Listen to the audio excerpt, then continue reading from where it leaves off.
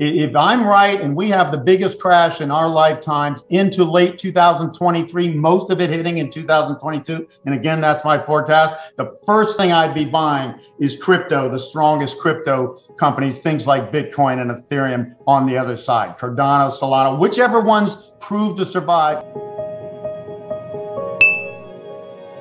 Amazon was at $6 in 97, went to 136 and then crashed back to 6 in that crash early 2000. I'm comparing it to that. So crypto will get hit the hardest. I'm predicting Bitcoin will go down to 4,000 to 7,000 roughly, 90+% crash, more than the Dow and the NASDAQ and stocks in China and stuff like that. But on the flip side, yes, this is the next emerging tech sector. Think about PCs in the late personal computers, late 70s, early 80s, and then they boom. And then the internet to connect all those in the 90s. And then now that's peaking and maturing. Crypto is the next wave of technology. And let me give you one sentence for that because it's complex, but it's the digitization, digitization of all financial assets and money in the world. And Bitcoin just might end up being the global standard, which the dollar will not be. The US is going to lose its reserve currency status at some point. We're not the greatest country in the world as far as you go out as Asia rises. We can't be.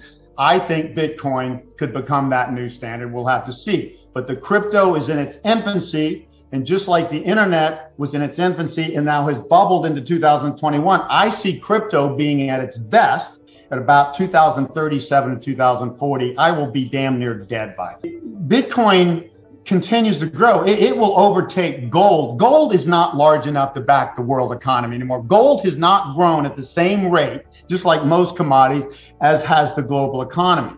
So this digital source, Bitcoin, has the potential to do that in these crypto companies. Now, there's 9,000 crypto coins. You know why there's so many coins? Because it's the cheapest way to do an IPO, a dirt cheap way to do IPO. If that many crazy companies did that, guess what? Most of them are going to go under. So crypto is going to crash. Bitcoin and Ethereum and some of the strongest are going to come out of this on the other side. And I'll tell you, if I'm right and we have the biggest crash in our lifetimes into late 2023, most of it hitting in 2022, and again, that's my forecast, the first thing I'd be buying is crypto, the strongest crypto companies, things like Bitcoin and Ethereum on the other side, Cardano, Solana, whichever ones prove to survive, but most of these things are fly-by-night companies and they're going to disappear. So you're saying take your profits off the table when it comes to cryptocurrencies. Including crypto. And most of crypto, and that would be one of the first places, well, where I want to buy in the flip side, because you got to look at both sides. If you do preserve your money and we have this big crash, the biggest opportunity comes when you reinvest when everything's on the biggest sale in history. So it's not like the 80s and 90s boom where everything boomed everywhere in the world. So it is going to be Asia and more India than China and Southeast Asia. So I want to be India, Southeast Asia. And in the US, yes, the best tech sector should be things like the whole crypto sector as it moves out of infancy in its first baby crash, just like the internets and Amazon had its baby crash. I compare Amazon to Bitcoin indirectly, and then they'll have a big boom into the 2030s. All right, but you're saying sell now and keep your cash on hand so you can take advantage of this on the other side across the board, from housing, from equities to cryptocurrencies. You're dissolving your positions. Now, I'll back up a little bit more, the stocks and cryptocurrencies, because real estate is a maturing asset, okay? Most developed countries, even if we have a crash and turnaround and the millennials come along, houses last forever. We don't ever need to build another house in this country to fully accommodate the millennial generation because they're not as big. They don't go to new heights and births and people as the baby boom did. So real estate is not, it will come back, but not as strong. Stocks and crypto will be where I want to focus. And of course, Southeast Asia and India will be the best parts of the world. Before we continue, help us clicking that YouTube like button and subscribe now to our channel. This shows the algorithm that you valued this information. And it helps us spread that message. Sharing is caring. And now, let's continue. First of all, I've studied every major bubble in history and the first crash. Now, I'm just saying the first crash, when the bubble finally gives, okay? Like in 1929, or in 2000, in May of 2000, when it first crashed. the first crash averages 46% in just 2.6 months.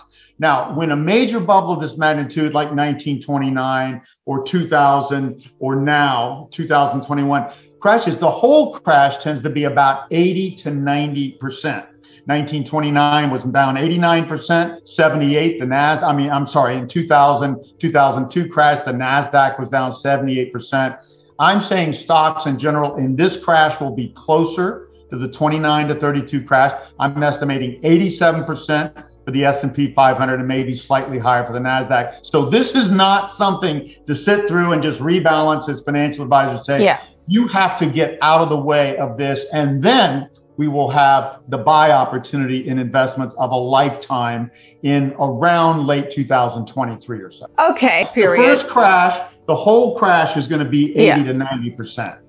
I am telling you, and I will stand by this, we are going to see, and I think it's going to happen in 2022. You cannot tell exactly, but the signs are recently, what we've seen one index from the corporate bonds to then the small caps and Bitcoin, and then the NASDAQ peaked in November 22nd, and it looks to me like the S&P could have peaked basically yesterday. So we see the succession of peaks down into narrower, more large cap. That's a classic long-term top. That's why I'm saying it's likely now, but there is no way to tell this until it happens. But I am warning people with unbelievable analysis in history of every bubble, major bubble in the last 150 years, that first crash will be 40 to 55% so fast you will not see it. So if you wait to see if I'm right and take that risk, you are going to be hit very, very hard. And history is very clear about that. No exceptions to that. If people had listened to you in April of last year, and again, they missed some of the bubble. I surrender. You're right. But if you don't listen to me now, you're taking the biggest risk of your life. Now you can make your own judgment. I have no problem with that. This is the hardest damn thing a person can possibly do, is fight a bubble, which every central bank is so committed to keep going that they will print $5 trillion. Yeah, $5 trillion been printed just since COVID by the Federal Reserve. That's what I'm fighting. But I'm telling you, if you think you can keep printing exponentially more money and keep a bubble going forever, then you have not studied history and you're the insane one. So I'm standing by my forecast. Yes, I'd rather be early than late. What did I just say? First crash could be as high as 55% in 2 to 3 months. That's what we're looking at. You want another 5%, 10%, maybe I'm early, fine. If you risk that and you're wrong, you could be down 50% before you know it. Or 20% if one would have pulled out in April of last year, as you suggested then. But I hear your point. Look, it's very hard to time the market.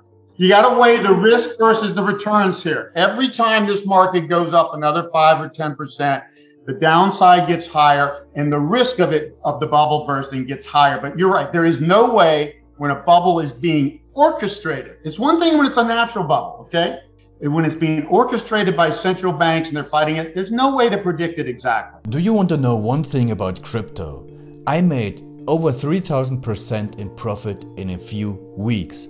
Fact is, the traditional financial system, the traditional money system makes you poor, not rich. If you want to earn $500,000, $1 million, you have to wait until you're 50, 60, 70 in the traditional financial system, and you probably will still be broke. And you will be old. This is not a sexy combination, as you can imagine. But the question is, how can you start in crypto and make these profits? Where to invest? Where to start? My name is Gunnar and I'm from Germany, as you can hear, and things are a little bit different in Germany. More about that later on. Fact is, there are lots of different cryptocurrencies. It's a gigantic universe where beginners and professionals get easily lost. But there is light at the end of the tunnel. There are 7 key steps you need to follow to become successful in this market. You have to know them, and if you fail one of them, it's literally impossible to succeed in this market. Just an example, one of the key points is your exchange, and one of the biggest are, for example, Binance and Coinbase.